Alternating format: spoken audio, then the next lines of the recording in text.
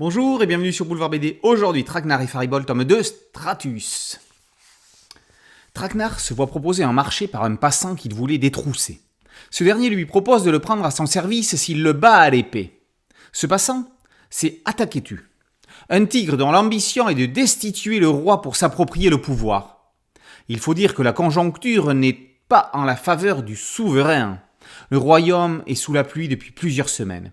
Le roi possède Stratus, un oiseau magique capable de maîtriser le temps grâce à son chant mélodieux.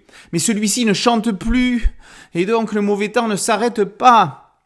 Les champs sont gorgés d'eau et les ruelles détrempées. Stratus a besoin d'un médicament puissant pour retrouver son chant, une graine d'origolmoravignol. Ainsi, le soleil poindrait de nouveau dans le royaume. C'est pour trouver cette graine qu'Ataketu enrôle Traquenard et qu'il pourra ainsi apparaître comme le sauveur du peuple.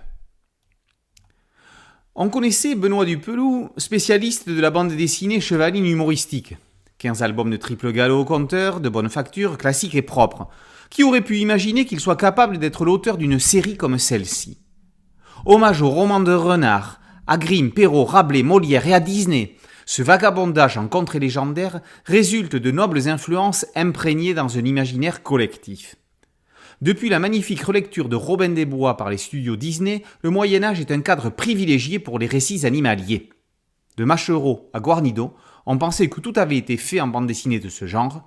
Dupeloux a osé s'attaquer à ces monuments et s'en sort avec brio.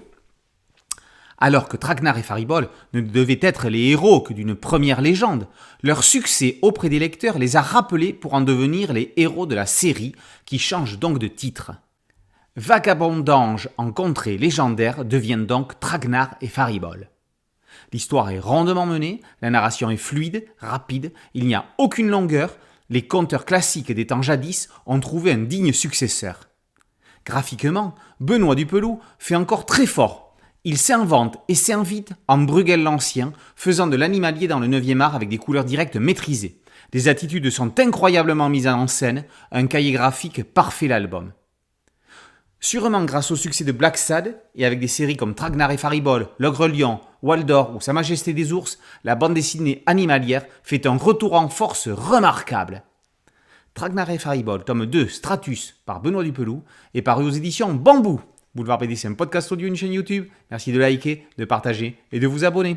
A très bientôt sur Boulevard BD, ciao.